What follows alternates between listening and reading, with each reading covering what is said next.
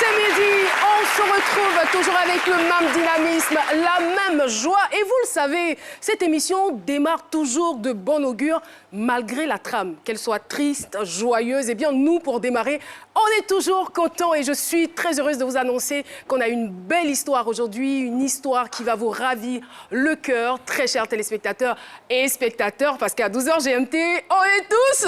Eh oui, on est tous c'est midi. À boire et à manger, il y en a pour tout le monde. Et voilà, on est très heureux de retrouver notre belle Alissa Zena, que je vous demande d'applaudir très fort. Alors, Alissa, dites-nous, en ce qui concerne les affairages. Alors, d'abord, vous m'avez manqué, mes chers affairés. Nous allons parler aujourd'hui de réduction mammaire, de prénom qui fait le buzz sur les réseaux sociaux et d'infidélité. Alors, tenez-vous bien parce que tout à l'heure, ça va braiser. Merci, Alissa. C'est Culture Média. C'est avec Jean-Michel. Bonjour Caroline. Bonjour. Plaisir de vous retrouver. Et puis bonjour aussi à la maison. Alors, 3 beaux petits biscuits pour vous cette semaine. Le tout premier, assez croquant, c'est le retour très heureux d'une émission qui est destinée au public jeune et particulièrement en concours pour les universités et grandes écoles. Une émission très smarty, ça s'appelle Voix des jeunes. Ça revient bientôt, on en parlera avec des détails à l'appui. Et puis deuxièmement, j'ai découvert un talent exceptionnel qui met des étoiles dans nos yeux avec ce côté très arty sur la tête. Vous en saurez un peu plus. On adore faire la promotion des talents sur ce bien plateau, évidemment. alors je suis très contente. Et pour finir, un gros film qui débarque dans les salles du cinéma Majestic. C'est pour moi l'un des films de guerre de l'année. Ça s'appelle Our Soldiers. Merci beaucoup, Jean-Michel. Et voilà, celui que je vais maintenant vous annoncer, très cher public, eh bien, il est à l'origine d'une nouvelle discipline sportive. Quel talent, quelle fierté pour nous. Mesdames et messieurs, accueillez-les, s'il vous plaît. Je ne vais pas dire son nom, je n'ose pas. Voilà, voici votre acte. Accueillez donc notre sportif.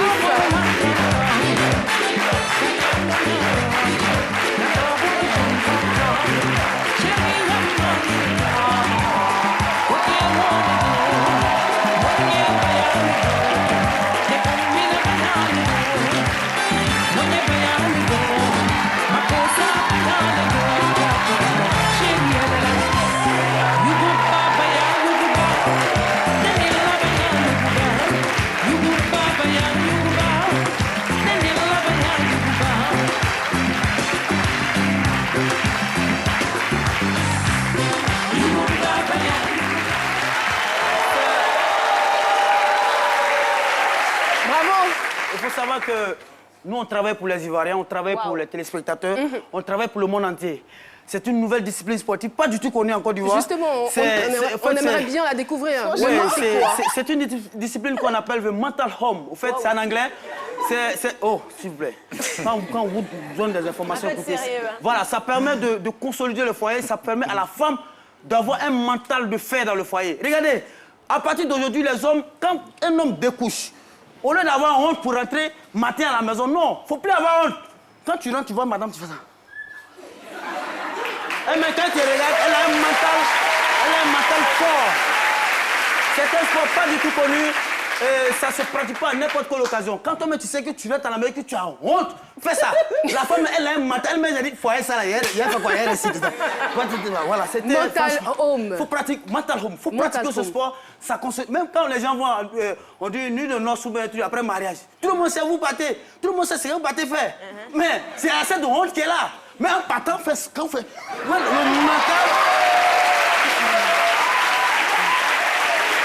Merci.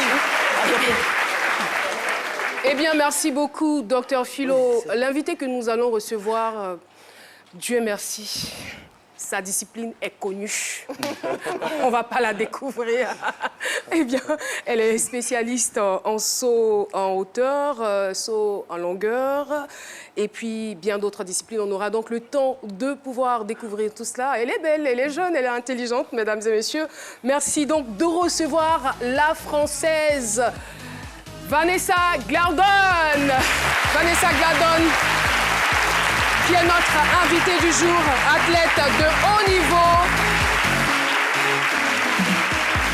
Et oui, Vanessa, on est très heureux de vous recevoir sur ce plateau. Vanessa n'est pas qu'athlète, elle n'est pas que sportive, eh bien, elle est aussi animatrice télé. Merci en tout cas d'être là, Vanessa. Merci beaucoup de m'avoir invitée. C'est un bonheur et un honneur, je crois, d'être là. Sportivement parlant, nous vous saluons. Docteur Philo, les vertus du sport, on les connaît, hein, les vertus sur la santé, sur le cerveau, sur le mental. Eh bien, on en parle justement aujourd'hui. Mon mental d'athlète de haut niveau m'apporte beaucoup. C'est le thème retenu pour ce numéro de ce midi.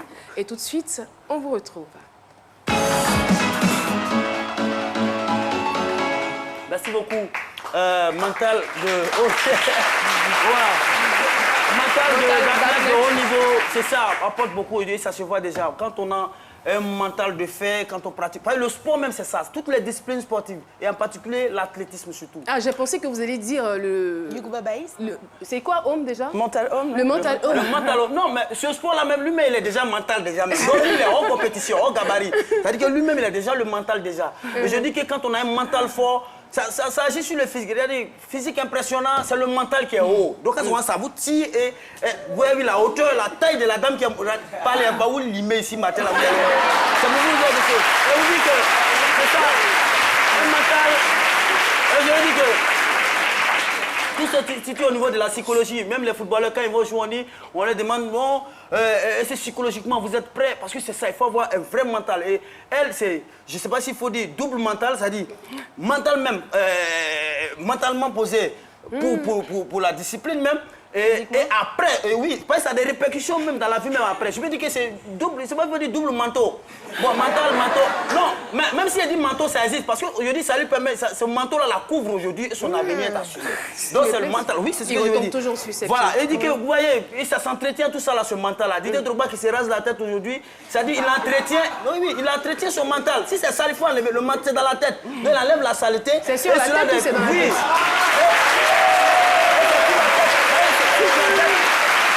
Si la tête n'est pas entretenue, rien ne peut passer. Et ça se voit, ce mental-là, il se développe à travers, même sur les pistes de choses, de compétition. Il faut avoir un mental.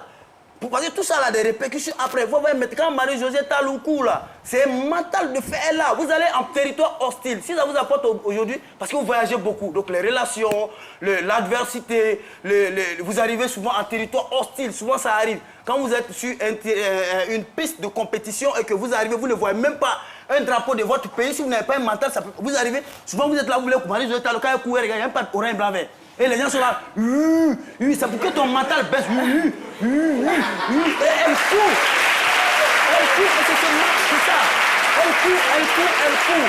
Et ce mental-là, souvent même là, tellement tu es forte mentalement, ça sort par la bouche. Si elle est en train de courir et qu'il y a une Américaine à côté de dire, you are bad. Elle est le boulot. Marie-Josée Taloukou, elle est le boulot. Elle répond aussi. Donc je veux dire que même la défaite aussi, ça forge le mental. On dit la défaite vous permet d'être fort dans la tête. Vous avez perdu aujourd'hui, ça vous donne la force de gagner demain. Et si ce mental-là de sportif de haut niveau vous apporte aujourd'hui dans votre vie, c'est que vous avez su profiter de ces moments-là, de gloire-là. Vous êtes parti à l'étranger, vous avez respecté les gens, vous avez les canettes. C'est ça aussi, comme vous êtes dans les hôtels, dans le haut, là, vous prenez des adresses. Merci beaucoup. Et vous prenez tout, Philo, on tout va en pas tout dire. considération. Hein. On va pas tout dire maintenant, il faut garder la suite même pour après tout le à l'heure. journal des 20 ans, on peut continuer. On peut continuer, merci. Merci beaucoup. Et surtout, après la rediffusion de ces midis à 23h30, on pourrait continuer aussi. Merci infiniment. Pensez-vous être fort mentalement? Question micro-trottoir. Moi, être fort mentalement, c'est surmonter les épreuves de la vie. Mais lorsqu'on est fort mentalement, cela nous aide à avancer dans la vie, à surmonter toutes les épreuves face auxquelles nous sommes confrontés et nous aide à pouvoir être à l'aise dans nos vies quotidiennes. Je suis forte mentalement parce que j'ai la foi en Dieu d'abord, parce que c'est Dieu qui donne la vie. S'il a permis que je sois là jusqu'à présent, donc il y a de quoi à lui faire confiance. Ma confiance est en Dieu, donc tout ce que je fais, il y a la foi. Je pense être fort mentalement parce que j'arrive à surmonter des difficultés dans la vie.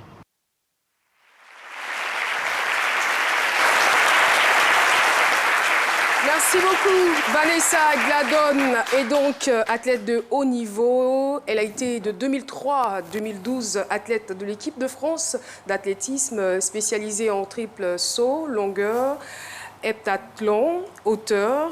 Eh bien, elle est d'origine martiniquaise. En tout cas, Vanessa, avant tout propos, je vous dis Akouaba. Merci. Bienvenue en Côte d'Ivoire. À ce que je sache, c'est la première fois que vous mettez les pieds dans ce pays et en Afrique noire. Peut-on savoir les raisons qui vous y emmènent? Honnêtement, il y a un an à peu près, j'avais dit 2018, c'est l'année de l'Afrique. Parce que je connaissais le Maroc, la Tunisie, de par les voyages en équipe de France, mais je ne connaissais pas du tout l'Afrique noire. Et ça me semblait important dans mon parcours, en tant que femme, en tant que noire, vivant en France, de connaître mes racines et de ressentir, je pense, la chaleur de l'Afrique. Et c'est exactement ce qui se passe parce que la Côte d'Ivoire est un pays merveilleux. Et franchement, je suis heureuse de le découvrir. Et je m'émerveille à chaque chose. Qu'est-ce qui vous émerveille le plus? Franchement, tout. Du maquis au... oui, les ça, maquis.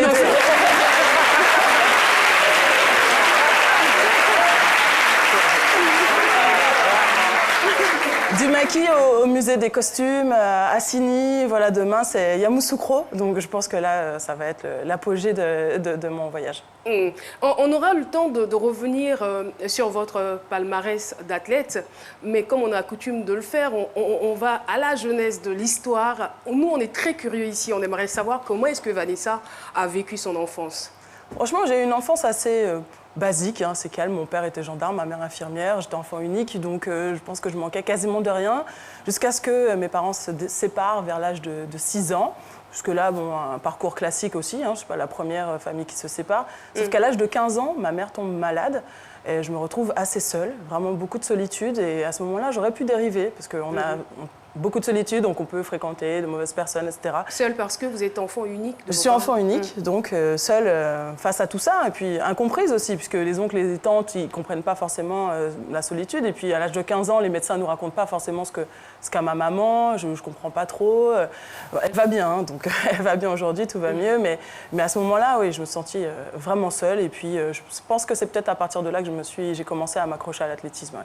Ouais. C'est donc lié, je veux dire que les difficultés que vous avez vécues dans votre enfance sont liées à votre choix pour le sport. En tout cas, il est certain qu'au moment où les choses vont mal, on se rappelle qu'il y a eu des moments pires.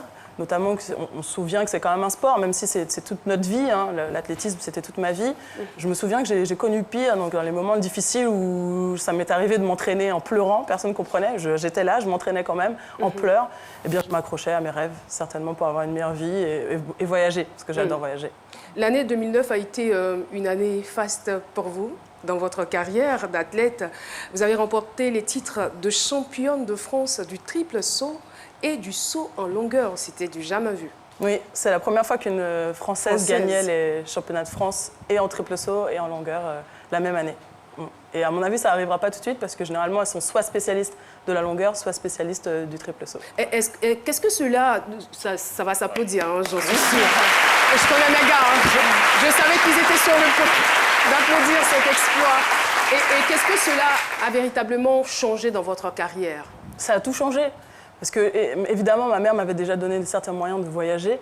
Mais là, je découvrais d'autres mondes, d'autres personnes, et puis de vraies amitiés. Aujourd'hui, l'une de mes meilleures amies a fait aussi les Jeux Olympiques, championnat du monde, et elle est encore là dans ma vie. Beaucoup de mes amis aujourd'hui, on a vécu des choses énormes, parce que le sport de haut niveau est fait de beaucoup de bas, de haut de temps en temps, mais plus de bas que de haut, croyez-le bien.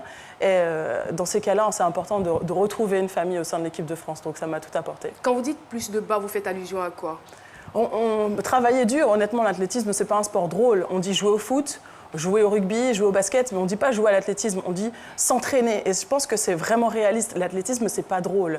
On est heureux que lorsque on gagne une compétition, ce qui n'arrive pas non plus tous les 36 du mois, sauf si plus on va haut et plus évidemment la difficulté est grande à gagner une compétition. Donc les déceptions sont beaucoup plus fréquentes que les victoires. Est-ce qu'au-delà des déceptions, il y a aussi des moments de douleur, de claquage, de blessures? Vous en avez eu dans votre carrière qui vous ont affecté peut-être? Je me suis peu blessée. J'ai eu cette chance d'avoir un physique assez robuste. Je pense que ça se voit. Ah tiens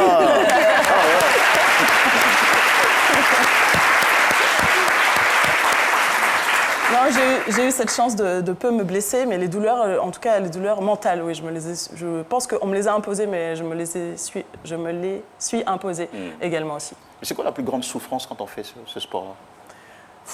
La plus grande difficulté La plus au-delà de grande l'entraînement? difficulté, je pense que déjà, c'est un sport individuel. Donc, on se retrouve toujours en concurrence, même des fois en concurrence avec ses partenaires d'entraînement. Et puis, beaucoup de solitude. Alors, non seulement j'étais déjà enfant unique, mais en plus, là, je me retrouvais seule face à moi-même. Et puis, les déceptions, on ne les partage pas parce que dans un groupe d'entraînement, on peut gagner. Soit on peut gagner, mais la copine d'en face, elle peut perdre, donc c'est difficile de partager sa joie. Enfin, voilà, il y a plusieurs difficultés. C'est drôle, Philo. Ça a été en quelque sorte... On va dire que ça a été une thérapie pour vous, le sport? Oui, le sport, je pense que c'est une thérapie. Je pense que quand on devient sportif de haut niveau, on ne devient pas sportif de haut niveau pour... On devient sportif de haut niveau parce que certainement on a des choses à régler. S'imposer une telle rigueur, une telle douleur quotidienne, physiquement, parce que l'entraînement aussi, c'est repousser ses limites. Pour repousser ses limites, il faut toucher sa limite. Et la toucher, ça fait mal. Ouais. Donc il faut repousser ses limites, les vomissements à l'entraînement, et l'acide lactique. Pour ceux qui ont touché l'acide lactique, croyez bien que ça brûle dans tout le corps. Mais bon, tout ça, c'est parce qu'on a envie d'être au sommet et de gagner des médailles. Et qu'est-ce qui vous différenciait, on va dire, des autres athlètes? Ce qui me différenciait honnêtement, c'était pas forcément mes qualités physiques, même si j'avais un physique robuste. Ça, c'est vrai que j'avais la capacité à m'entraîner dur longtemps, sans trop me blesser. Mais j'étais travailleuse et sérieuse surtout. Honnêtement, j'ai vu beaucoup plus doués que moi arrêter bien avant, parce qu'ils n'avaient pas la capacité à endurer cette douleur d'entraînement. On s'amuse aussi, hein. J'ai l'impression que je dis que c'est que de la douleur. Non, mais c'est bien, parce que moi, ce que je retiens, c'est vrai qu'il y a des douleurs, il y a peut-être des fois où vous vous êtes blessé, peut-être rarement, mais ce que je retiens dans votre récit, c'est le travail. C'est-à-dire que vous vous êtes imposé une certaine rigueur. Voilà, et je me demande... Par quoi était motivée cette rigueur? Est-ce que vous aviez quelque chose à prouver à quelqu'un ou c'est juste un défi que vous vouliez tout simplement relever? C'est vrai que mon père m'a toujours dit que j'y arriverais jamais. Mon père ne m'a jamais soutenu. Aux Antilles, faire du sport de haut niveau, contrairement à ce qu'on croit, c'est pas une réussite en soi. Donc ma mère, elle voulait que je passe des diplômes, que j'ai une carrière dite normale. Et mon père, lui, disait, de toute façon, tu es trop nul, tu n'y arriveras jamais. Donc peut-être que j'avais cette voix tout le temps qui me disait, tu vas leur prouver. Alors à qui, je ne sais pas. Peut-être à moi d'abord, que je me prouvais que je valais quelque chose, que je pouvais représenter quelque chose pour quelqu'un et pour la société. Mais en tout cas, c'est vrai qu'il y avait toujours cette voix qui me disait « tu vas leur prouver. Allez, continue, tu vas encore prouver. » Et ce mental d'acier, on y reviendra, ce mental d'acier, on va dire que vous avez eu par le fait que vous soyez athlète, vous l'avez forcément utilisé dans votre vie de tous les jours. Peut-on savoir à quel niveau en avez-vous eu recours? Bon, si vous parlez de la carrière professionnelle dans ma carrière télévisuelle aujourd'hui, parce que la carrière télévisuelle est aussi difficile que le sport de haut niveau, il y a beaucoup d'appelés et peu d'élus, hein. C'est un monde qui fait rêver, de strass et paillettes, mais ce n'est pas toujours le cas, donc là aussi il faut de la pugnacité, de la ténacité. Et dans la vie de tous les jours... On se comprend, Caroline, il n'y a pas de souci. Encore sous nos tropiques.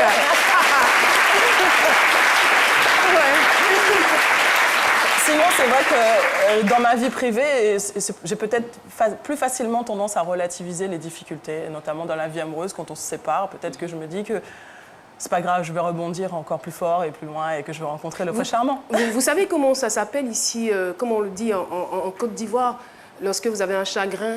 Je n'ose même pas vous demander si vous en avez connu, parce que c'est commun. Tout le monde est passé par là, presque ou presque. Ça s'appelle le goumin-goumin. Le goumin-goumin? Ouais. C'est drôle, ouais, parce qu'en créole, goumin, ça veut dire se battre. Se battre, donc tout à fait. goumin, finalement, voilà la preuve encore que les Antilles... Oui, en créole, goumin, ça veut dire se battre. On ne dit pas goumin, on dit goumin, ça veut dire se battre. Ouais. Mais, et nous, on peut même dire le goumin, hein, c'est-à-dire la go traverse un goumin, pas possible. Voilà. Donc, se battre, je veux dire, à ce niveau, le mental d'acier, il intervient aussi tout de même. Oui, enfin, mes amis me disent toujours que je suis quelqu'un qui rebondit tout le temps. Ils me disent, tu as très bien choisi ta discipline, tu étais une sauteuse en longueur, triple saut. Et dans la vie, tous les jours, tu rebondis tout le temps. Donc moi, quand je me regarde, j'ai pas l'impression d'avoir un mental d'acier. Honnêtement, j'ai l'impression d'être fébrile, manque de confiance en moi. Et pourtant, quand je regarde ou j'écoute les gens parler de moi, en effet, souvent on me parle de mon mental, mais honnêtement, moi, je m'en rends pas compte. Vous avez peut-être le triomphe modeste, mais bon, on y reviendra. Ce n'est pas encore terminé, mesdames et messieurs. L'émission se poursuit. Nous sommes toujours en compagnie de Vanessa, juste pour la pub, et on revient.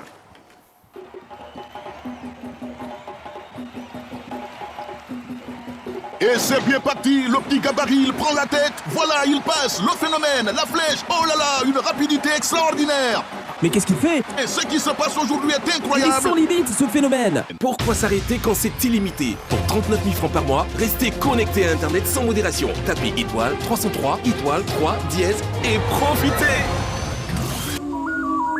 Move, no limit. Merci de nous rejoindre dans l'émission C'est Midi. C'est sur RTI1, c'est nulle part ailleurs et c'est en Côte d'Ivoire. Merci en tout cas pour tous ceux qui nous suivent à travers le monde. Nous sommes donc en compagnie de Vanessa Gladon. Et Vanessa Gladon qui était donc enfant unique, arrivée à un certain moment, on va dire, pendant son adolescence. Elle a vécu tout de même des moments difficiles. Pendant que je parle, on me parle à l'oreillette alors. Alors elle a vécu donc des moments difficiles et cela ne l'a pas empêché d'atteindre ses buts, d'atteindre ses objectifs. Elle s'est lancée dans le sport. On va dire que le sport lui a quand même réussi. Athlète de haut niveau, elle est devenue. Elle a réalisé des exploits. Voilà. Et aujourd'hui, elle est animatrice télé. Justement, parlant de ce métier d'animatrice, c'est vrai, comme vous le dites, avec ce mental d'acier, vous arrivez donc à faire face à toutes les difficultés. Dites-nous comment s'est faite votre reconversion, Vanessa? Honnêtement, assez facilement, parce que j'ai terminé ma carrière en juillet 2012, parce que je n'étais pas qualifiée aux Jeux Olympiques, c'était une année compliquée. Et début 2012, août 2012, j'étais en direct pour France Télévisions pour les Jeux Olympiques de Londres. Donc ça s'est passé assez facilement, professionnellement parlant. En revanche, identitairement parlant, j'ai eu beaucoup de difficultés. Quelques similitudes. Allez-y, Jean-Michel. Allez-y. D'accord, ok. Alors, j'ai remarqué qu'en France, peut-être pour être un peu réducteur, un certain nombre d'athlètes de haut niveau, que ce soit dans le football ou, je sais pas, des sportifs de haut niveau, je vais dire, finissent par devenir soit des commentateurs sportifs. Ils font une très bonne reconversion en télévision. C'est déjà un parcours tracé où vous avez vous-même sollicité des chaînes de télé pour leur dire je suis prêt à partager mon expérience, je suis prête à partager mon expérience avec vous. Comment ça se passe en général? Alors c'est vrai que c'est vous qui allez vers eux ou c'est eux qui viennent vers vous? La plupart des sportifs de haut niveau deviennent consultants, ça veut dire spécialistes d'une discipline. Moi, je suis devenue journaliste. J'ai fait une école de journalisme, ce qui n'est pas forcément le cas de tout le monde. Ah ouais. Moi, j'ai fait une école de journalisme, donc à un moment donné, je me suis dit que je voulais apporter ma vision des choses aussi à la télé. Mais la plupart, en effet, deviennent plutôt consultants, donc spécialistes de leur discipline. Ce qui m'arrive aussi sur l'athlétisme, notamment, je commente régulièrement la Diamond League, où Marie-Josée Talou et Ben Youssef Meïté, etc., performent grandement. Donc oui, j'ai la joie et l'honneur de s'y commenter les courses des Ivoiriens. Est-ce que vous trouvez quand même quelques similitudes entre le sport et la télé? C'est vrai que je l'ai dit tout à l'heure, beaucoup d'appelés et peu d'élus. C'est un sport qui est très envié. C'est parce que je parle de sport parce que je pense que vous pouvez le dire, Caroline, c'est un sport d'être animatrice. Il faut quand même un rythme de vie. Il faut travailler comme l'entraînement. Quand on prépare une émission, il faut la préparer. C'est l'entraînement qui est beaucoup plus court, c'est pas sur une année. Mais honnêtement, il y a beaucoup de similitudes. Évidemment, physiquement, rien à voir. Mais je trouve que mentalement, il faut être là le jour J, concentré et puis prêt à faire face à tous nos opposants, parce que vous savez bien que ça amène aussi de la jalousie de faire ce métier. Et toujours des jours, on a des jours fastes et des jours sans, comme ça se passe au sport. Eh oui, voilà. Et on est on est face et seul face à la caméra, il faut pouvoir assumer quoi qu'il en soit. Donc oui, évidemment, il y a beaucoup de transversalité entre mon ancienne vie, j'aime bien dire ça, mon ancienne vie, parce que je m'estime retraitée des pistes, et ma nouvelle vie, oui. Ça fait quand même bizarre de voir une jeune pareille. Elle est retraitée depuis 2012. Ça me fait bizarre d'entendre ça. Et vous avez réalisé quelque chose dont vous êtes très, très fière d'ailleurs. En 2015, vous avez réalisé et coécrit un documentaire sur les femmes antillaises qui ont plutôt marqué l'histoire de l'athlétisme, la belle histoire de l'athlétisme. Oui, on a fait appel à moi. C'est une chaîne télé qui a fait appel à moi. Donc c'est François et TV5 Monde. Mon documentaire a été diffusé sur ces deux chaînes-là pour valoriser la femme. C'était aussi à l'occasion de la Journée de la femme en France. Et comme c'était François, ils avaient souhaité valoriser les femmes antillaises, donc Marie-Josée Pérec, Christine Aron, Muriel Urtis, entre autres. Donc ça va de la première antillaise en équipe de France jusqu'à la nouvelle génération. Et c'est vrai que c'est une fierté en tant qu'ancienne sportive de haut niveau d'avoir réalisé ça. Je ne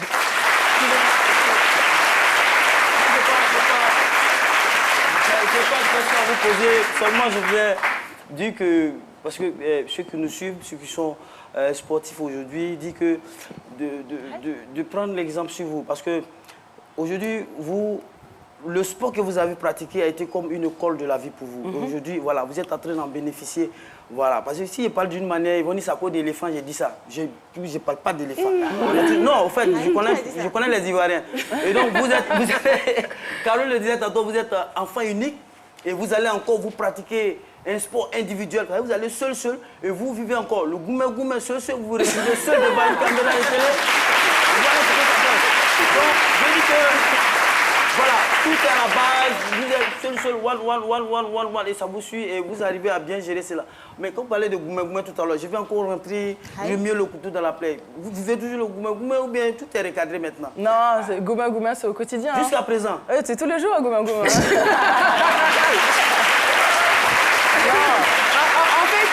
dirait pas. Elle te répond dans sa langue. Voilà. Parce que le goumé chez elle, c'est se battre. Donc c'est tous les jours qu'il faut se battre.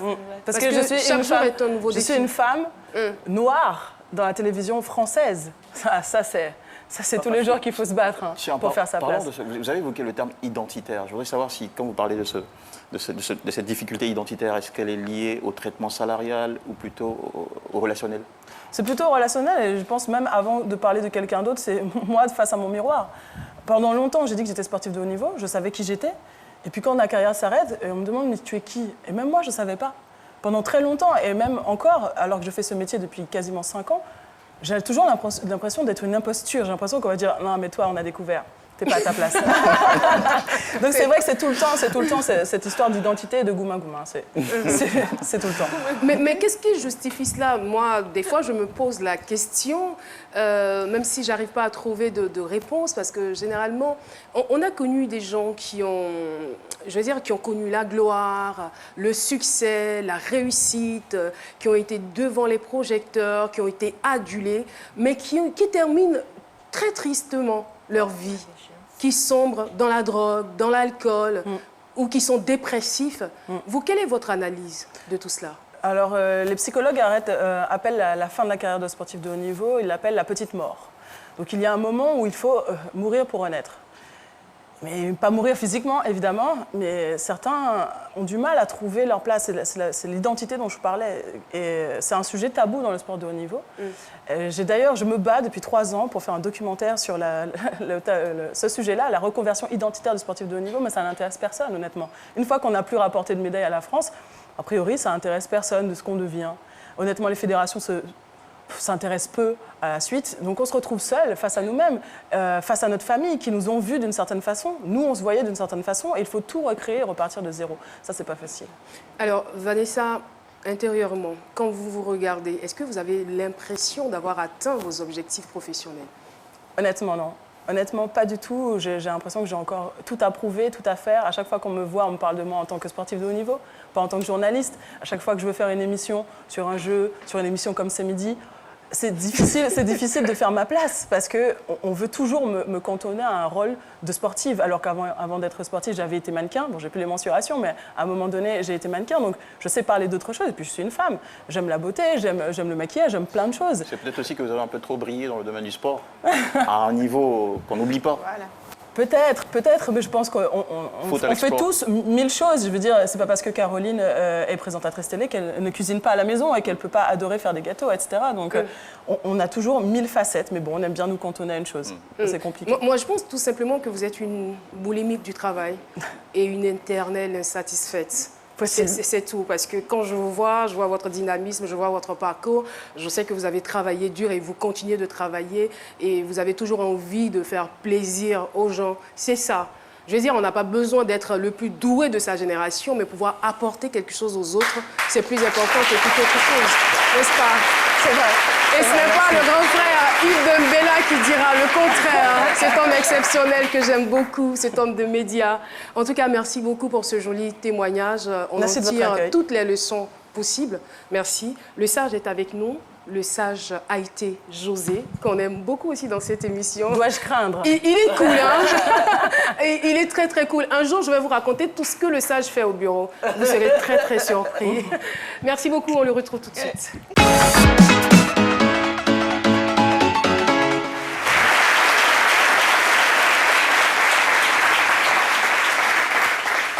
1m83 de beauté féline.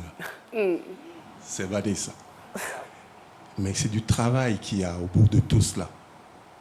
Et je voudrais que le passage de Vanessa sur notre antenne montre aux jeunes gens et à tout le monde que ce n'est pas le travail que l'on réussit. Il faut toujours travailler. Du travail, encore du travail et toujours du travail. Et la réussite de Vanessa en est un exemple accompli. Elle est venue pour nous en parler et je crois que cela nous marquera. Vanessa, merci beaucoup. Merci à vous. Merci pour l'exemple que vous nous donnez. Merci.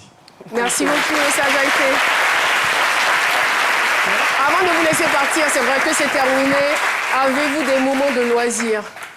J'en ai peu, honnêtement, parce que notre emploi du temps fait qu'il est assez instable. Je voyage beaucoup, la preuve. Et c'est difficile d'avoir des loisirs. Maintenant, je fais un peu de sport dès que je peux. Et puis les amis, je pense que c'est très important d'avoir ses amis. Et puis, de toute façon, le cinéma ou les films, on peut regarder partout. Et la lecture. Merci, en tout cas, on a été très, très heureux de vous recevoir sur ce plateau. Merci beaucoup pour l'accueil. Et on se dira à très bientôt, peut-être. À bientôt. Pourquoi pas, sur un plateau de télévision. Avec grand plaisir. Merci d'applaudir la présentatrice télé, Vanessa. Et voilà, c'est donc terminé pour cet échange. Merci de rester en notre compagnie. Et retrouvons tout de suite pour ces potins stars, Alice Arzena.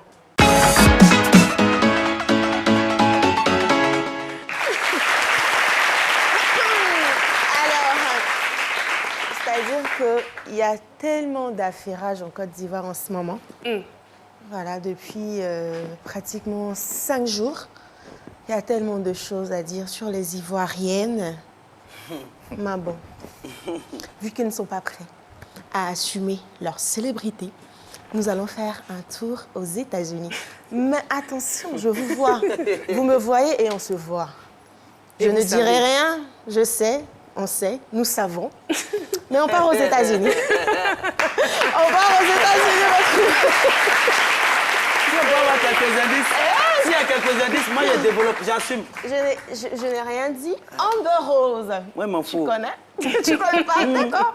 Alors, pour ceux qui connaissent la sulfureuse Amber Rose, elle a subi une réduction mammaire ce week-end, c'est-à-dire qu'elle a décidé de réduire ses nénés. Et elle nous a... Ses nénés. C'est Lolo, voilà. Ah, voilà. Voilà, parce qu'elle trouvait qu'il fallait toujours mettre des soutiens. Elle ne pouvait pas porter des petits hauts chics, tout ça, c'était trop pour elle. Donc, elle a décidé de réduire ses Lolo. Bon, voilà. Éternelle insatisfaite, voilà. Pendant que certaines veulent avoir beaucoup de Lolo, d'autres veulent réduire les Lolo. Ce qui est sûr, la vie continue. Kim Kardashian, voilà. Comme je l'adore, voilà, je l'aime beaucoup. Elle a eu son 3e bébé par mère porteuse et son bébé s'appelle Chicago West. Bon, avec Kim, on va tout voir. Après Nord-Ouest, Saint-Ouest, c'est Chicago West. Je précise qu'ils ont eu recours à une mère porteuse qui a pris la somme de 45 000 $. Moi, j'ai une cousine qui n'arrête pas de faire des enfants. Elle est là, elle a Benoît. On va essayer de faire ses papiers. Elle va aller aux États-Unis. Elle va rester là-bas. Elle va faire les enfants. Elle va distribuer ça aux stars, là. Je pense qu'on va s'en sortir parce que c'est... On dépense trop à la maison. On dépense trop, on a trop de problèmes. Je sais qu'elle se reconnaît. Je te fais un gros bisou. Tu sais que je t'aime très fort. Bisous là-bas. Après l'avoir attaché. Hein. On termine avec Offset, le copain de Cardi B. Alors, Cardi B, c'est une rappeuse américaine qui a offert une Bentley à son mari, voilà, et qui l'a trompé quelques temps après. Les hommes sont méchants. Oh, les hommes sont méchants, hein. Vraiment, je sais de quoi je vous parle. Ils sont Certains méchants. hommes, pas tous les hommes. Dit-il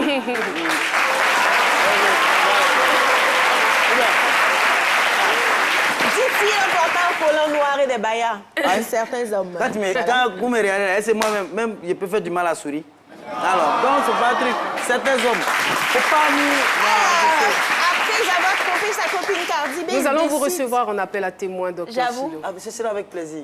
Il ne l'a pas invité sur Après avoir trompé sa copine, il décide de se tatouer le prénom de cette dernière sur son cou.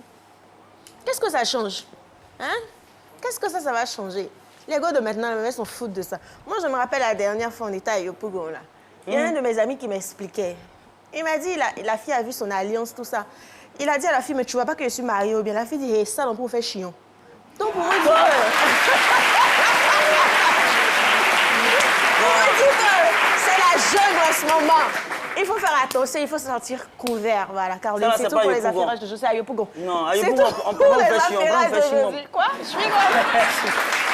Merci beaucoup, Alissa, merci. Et je vais demander au public de se lever, de se tenir debout pour recevoir notre invité surprise du jour. Eh bien, il est directeur de société et agent d'affaires judiciaires. Il est donc le lauréat d'un prix obtenu à Casablanca. Eh bien, on en parle dans quelques instants avec monsieur Yves-Laurent Brou-Kwame, que je vous demande d'ovationner très fort. Et voilà. Congratulations, Mr. Kwame Brou. En tout cas, bravo, bienvenue sur notre plateau. Alors, vous êtes là donc pour nous parler de ce prix remporté par votre start-up. Je vois OCP Agritech. Effectivement, je suis Brou Kwame Yves-Laurent, fondateur de Grâce Agricole de Côte d'Ivoire, qui est une entreprise qui produit de la semence certifiée, améliorée pour augmenter le rendement de nos parents paysans. Effectivement, il y avait près de 600 entreprises qui ont postulé dans plusieurs domaines. Et nous avons... Vous avez dit 600 entreprises? 600 entreprises qui ont postulé. Et il y a 5 qui ont été retenues, dont Grâce Agricole de Côte d'Ivoire. Et il y a donc la Côte d'Ivoire, le Kenya, l'Afrique du Sud, le Cameroun et le Togo. Bravo, en tout cas. Bravo. Alors, le prix que vous avez obtenu, comme je le disais, OCP Agritech, c'est bien cela. Qu'est-ce qu'il symbolise exactement? Ok, il symbolise la reconnaissance internationale. D'accord. Parce que c'est un trophée où il y avait 52 pays qui étaient à l'assaut. Et si notre modèle a été retenu, c'est parce que c'est vraiment une innovation. Et c'est quoi le projet que vous avez présenté? Le projet que nous avons présenté, c'est les variétés de riz que nous avons valorisées. Des variétés de riz qui permettent à nos parents d'avoir un meilleur rendement. Parce que dans le temps passé, nos parents avaient 2-3 tonnes à l'hectare. Et aujourd'hui, avec la semence certifiée, et selon la variété, ils vont de 5 à 8 tonnes à l'hectare. Donc, un plus-value dans leur travail. Moi, je voudrais être rassuré sur quelque chose. Quand vous parlez de semences améliorées, est-ce qu'on tombe là dans de l'OGM, génétiquement modifié? Est-ce qu'il y a des intrants chimiques pour améliorer la production? C'est quoi votre particularité? C'est nos instituts de recherche ici qui produisent la base. Mais est-ce que cette base n'est pas modifiée? Non, ce n'est pas modifié. Ce n'est pas du tout modifié. C'est nos semences que nous avons habituellement et nos chercheurs améliorent pour qu'il y ait soit, ce n'est pas forcément le rendement. Il y a aussi ce que nous appelons une tolérance en matière de pluie. Et quand vous semez ce riz-là, même s'il n'y a pas de pluie pendant 2 semaines, votre plante résiste toujours. Et aussi, ça vous permet d'avoir un meilleur rendement, sinon ce n'est pas des OGM. On espère aussi que c'est de qualité, parce qu'on sait généralement ici, quand on parle de rendement, amélioration au niveau de la de la production. Ça veut dire que quand tu sèmes un peu, tu récoltes beaucoup. Et chez nous aussi, quand c'est beaucoup, on dit c'est Denis Kacha, c'est pas des qualités. Non, effectivement, il y a plusieurs qualités que nous avons. Nous avons du riz de luxe qui n'a rien à envier avec d'autres riz qui viennent de l'extérieur. Nous avons le moyen luxe et nous avons la grande consommation. Et sinon, le riz de luxe, par exemple, si vous le goûtez, il est parfumé. Voilà. Et si vous goûtez à ce riz, même sans la sauce... Merci beaucoup. Alors, quel est le message que vous voulez porter aujourd'hui aux téléspectateurs? Le message que je veux porter à mes frères et sœurs, c'est que je suis de formation juriste, j'ai mon cabinet, mais l'agriculture, c'est une passion. Je voulais dire aux jeunes que l'agriculture, ce n'est pas pour ceux qui n'ont pas réussi à l'école. C'est un métier comme tout autre. Aujourd'hui, j'ai été primé, il y avait plusieurs entreprises qui ont présenté d'autres choses et j'ai pu avoir un prix. C'est dire que je mets du sérieux dans ce que je fais. Et si nous mettons du sérieux dans ce que nous faisons, nous pouvons toujours gagner notre pain. Donc c'est le message que je vais donner aux gens. Au lieu d'aller traverser l'eau, aller mourir dans l'eau, ils peuvent venir parce que nous soutenons les jeunes en leur donnant des intrants, en leur donnant de la semence. Et nous rachetons la production avec eux pour leur permettre d'avoir des revenus. Donc c'est le message que je voulais donner aux jeunes. C'est un métier passionnant, l'agriculture. Il faut travailler, vous aurez pour votre compte. Et votre message, il est très pertinent. Merci beaucoup Yves-Laurent Bré-Kwame d'être venu sur ce plateau. Je rappelle que vous êtes venu nous présenter, enfin nous parler de votre prix. Ah, le prix, il est là, voilà. Donc, nous présenter votre prix, le prix spécial OCP Agritech, décerné par le groupe OCP au Sotia, Startup of the Year Africa, le 25 janvier 2018 à Casablanca. Merci infiniment, l'événement était à sa 2e édition. Félicitations, bravo.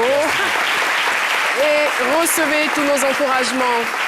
Et voilà, l'émission se poursuit, mais laissez-moi vous donner le quiz du jour. On a une question. Ah ouais. Vous savez, hein, 100 000 francs CFA. Gagner 100 000 francs CFA. Quel cadeau. Tout ça, je sais. Philo, les membres de l'équipe ne peuvent pas jouer. Que représente la couleur jaune de ces midis? A. Facile. La savane. La chaleur. B. Le soleil. Envoie A ou B au 98 133 pour tenter de gagner 100 000 francs cette semaine. Réponse. Et par rapport à la question d'hier, voici la réponse. C'est 2014, voilà. On a demandé en quelle année avait démarré ces midis. Il y avait 2014 et 2018, donc la bonne réponse, c'est 2014. Alors, si vous avez la chance, bah, vous remportez la somme de 100 000 francs, tout simplement. Merci, voilà.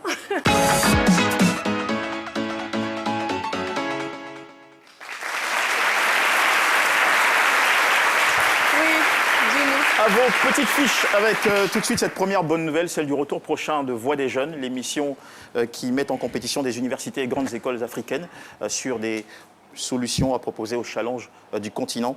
Et pour l'édition 2018, la production vous invite à voter pour choisir 4 universités publiques de votre choix que vous voulez voir participer cette année.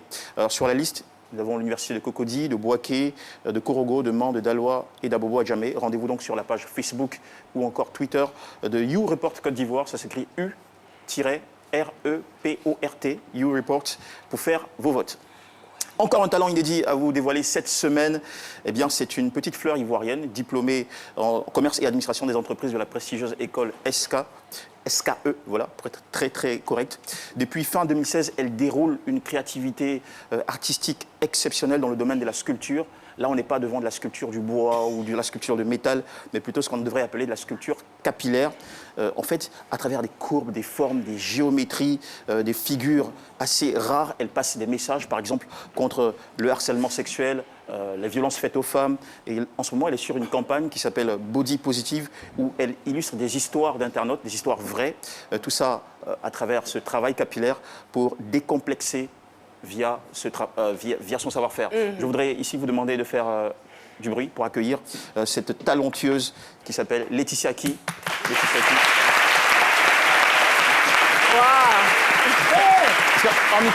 Un micro vite fait pour elle. Un look de star. J'avoue. Voilà, elle a des coiffures hors du commun. Rapidement, un micro pour Laetitia Aki. Oui, venez. À qui on va arracher quelques petites questions. Le métier n'est pas facile, hein. Franchement. Voilà. Bonjour Laetitia. Bonjour. Alors, combien de temps vous prenez pour nous faire ces... Qu'est-ce qu'il fait, Philo? On ne vous voit même pas. Ne vous occupez pas de moi, allez-y. Combien de temps vous vous prenez pour nous faire ce travail-là, qui est assez génial?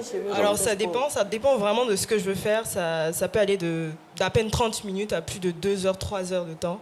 Donc franchement, ça dépend. Il y a des sculptures plus ou moins simples, ça ne me prend pas beaucoup de temps, juste 20 minutes, 30 minutes. Puis il y en a de beaucoup plus élaborés, de plus compliqués, qui me prennent 2-3 heures. Pourtant, à la base, vous n'êtes pas coiffeuse. Pas du tout.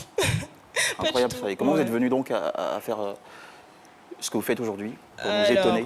Alors, c'est parti vraiment d'un gros hasard, en fait. Depuis quelques temps, je m'intéresse de plus en plus à la culture africaine. Donc, même sur les réseaux sociaux sur lesquels je suis super active, je suis des comptes sur Facebook, sur Instagram qui font la promotion de la culture africaine, tout ça. Et puis, un jour, je suis tombée sur une photo qui m'a énormément inspirée. C'était une ancienne photo en blanc et noir d'une femme africaine avec une coiffure, des vêtements incroyables. Et vu que moi, j'ai toujours adoré les cheveux, depuis que j'ai 5 ans, je sais faire des tresses. C'est assez naturel chez moi. Et quand j'ai vu la photo, je me suis dit, waouh, comment est-ce que c'est possible de faire un truc pareil avec les cheveux? Et moi, j'ai des longues tresses que je porte en permanence. Comme ça, j'ai commencé à jouer avec. Je me suis dit, j'ai envie d'essayer. J'ai joué. Au départ, c'était super simple ce que je faisais. C'était quand même visuel. Le premier truc que j'ai fait, c'était un pic. Et j'ai posté sur ma page sur mon compte Facebook parce que j'avais pas de page en ce moment-là. Puis voilà, il y a eu des gentilles réactions de mes amis, de mes proches, de tous ceux qui étaient abonnés à moi. Et puis voilà, j'ai continué tous les jours un peu plus. Des réactions positives? Oui, la plupart étaient positives. Oui, la plupart étaient positives. Enfin, quel est le message que vous voulez Voilà. passer? Excusez-moi. Je ne suis pas... Non. En fait, je me mets à la place de celui qui est vers Hermakono là-bas. Moi, je comprends, c'est de l'art, c'est bien, c'est artistique. Merci. Mais quel est le message, ça là? C'est quel message vous voulez faire passer Celui-là, à la jeunesse? particulièrement. Oui, mais on a tellement de problèmes Parce que là, aujourd'hui. on voit un va petit venir cœur se charger la tête. monter sur une sorte de corde. Drogba me fait C'est quoi le couper. message? Alors aujourd'hui...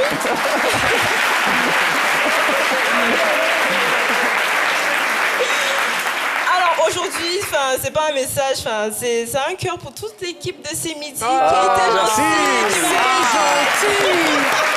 Merci beaucoup. Voilà. Donc on continuera semaine après semaine de chercher de jeunes talents ivoiriens, africains et les mettre en lumière comme c'est le cas de Laetitia Aki. Si vous avez aussi dans votre environnement quelqu'un qui fait quelque chose de génial, n'hésitez pas à me contacter sur ma page Facebook Jean-Michel Honard. Et pour finir, avec du cinéma, Horse Soldiers, on traduira en français simplement Soldats cavaliers, 2h10 d'action. Le film retrace l'histoire vraie du capitaine Mitch Nelson et ses collègues, 11 au total, partis en mission secrète en Afghanistan après les attaques du 11 septembre 2011. Objectif, apporter de l'aide à un chef de guerre afghan dans sa lutte contre les insurgés talibans. Regardez les images, c'est happant. C'est un drôle de boulot, hein? Comment on peut dire à sa famille qu'on l'aime et partir à la guerre? Une fois là-bas,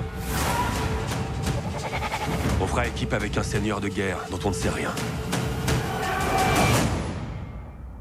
Pourquoi ces hommes vous suivent-ils? Qui avez-vous tué? Vous voulez me voir tuer? Conduisez-moi au Taliban et je vous montrerai. Voici vos chevaux.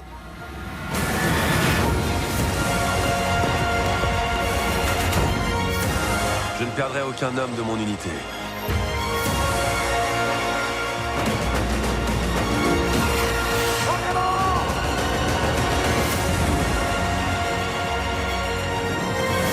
Ça m'est égal combien de temps tu pars.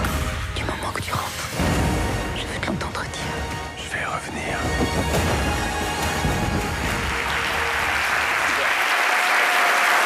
Alors, si vous avez aimé La chute du faucon noir, eh bien, c'est le même producteur de ce film qui nous offre donc cette grosse production qui est sûrement pour moi l'un des plus beaux ou réussi film de guerre de l'année. Merci infiniment, Jean-Michel. C'est donc sur ces notes cinématographiques que nous allons nous dire au revoir. Mais avant, je vais revenir sur le quiz C'est midi que représente la couleur jaune de C'est midi. A, la savane, B, le soleil. Envoie A ou B au 98 133 pour tenter de gagner 100 000 francs CFA cette semaine. Alors, pardon. Oui, bien sûr, il faut saluer le collège La Belle Étoile d'Abobo. Merci. Et vous? L'ISTC Polytechnique, voilà. On a aussi l'ISTC Polytechnique avec nous et le fan club C'est midi. Merci en tout cas, chers téléspectateurs, d'avoir été avec nous. On a pris un divin plaisir à vous présenter ce numéro de C'est midi. Avec le même bonheur, nous vous retrouverons demain à partir de 12h. Restez connectés sur RTI1. Au revoir.